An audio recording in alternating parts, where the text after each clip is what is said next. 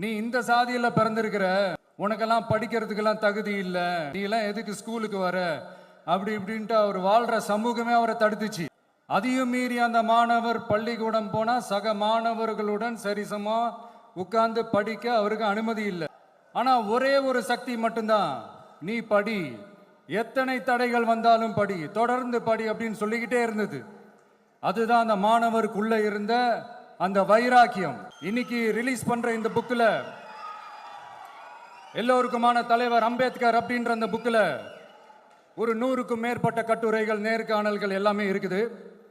அதுல என்ன ரொம்ப யோசிக்க வச்சது அவர் எழுதின அந்த பயோகிராஃபி தான். வெயிட்டிங் ஃபார் அ வீசான்னு சொல்லி அதுக்கு தலைப்பு வச்சிருந்தார். அதில் அவர் லைஃப்பில் ஃபேஸ் பண்ண விஷயங்கள், அவரை பாதித்த விஷயங்கள் எல்லாமே கிட்டத்தட்ட ஒரு 6 சம்பவங்கள் பற்றி அதில் குறிப்பிட்டிருந்தார்.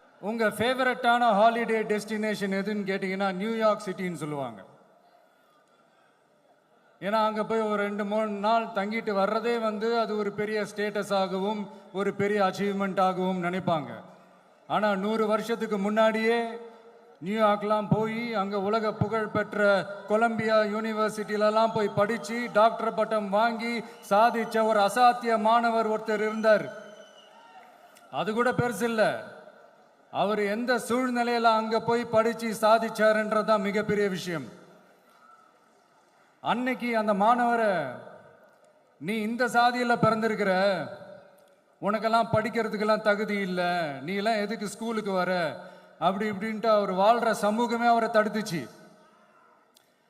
அதையும் மீறி அந்த மாணவர் பள்ளிக்கூடம் போனா சக மாணவர்களுடன் சரிசமா உட்கார்ந்து படிக்க அவருக்கு அனுமதி இல்லை. தாக எடுத்தா தண்ணி கூட குடிக்க முடியல. அப்படி அத்தனை சக்திகளும் அவருக்கு எதிராக இருந்தது. ஆனா ஒரே ஒரு சக்தி மட்டும்தான், நீ படி, எத்தனை தடைகள் வந்தாலும் படி, தொடர்ந்து படி அப்படின்னு சொல்லிக்கிட்டே இருந்தது. அதுதான் அந்த மாணவருக்குள்ள இருந்த அந்த வைராக்கியம். அந்த சின்ன வயசுல அந்த மாணவருக்குள்ள எப்படி அப்படி ஒரு வைராக்கியம் வந்துச்சுன்னு நினைச்சு பார்க்கும்போது உண்மையிலே பிரமிப்பா தான் இருந்துச்சு. அந்த வைராக்கியம் தான் அந்த மாணவரை பிற்காலத்துல இந்த நாட்டோட ஒரு தலை சிறந்த இன்டெலெக்சுவலா டிரான்ஸ்ஃபார்ம் ஆகிறதுக்கும் காரணமா இருந்துச்சு. எனக்கு தெரிஞ்ச உலக வரலாற்றிலே இப்படி ஒரு டிரான்ஸ்ஃபர்மேஷனை யாரும் பார்த்துருக்க மாட்டாங்க. அந்த மாணவர் வேற யாரும் இல்லை, நம்மளுடைய அண்ணல் அம்பேத்கர் அவர்கள் தான்.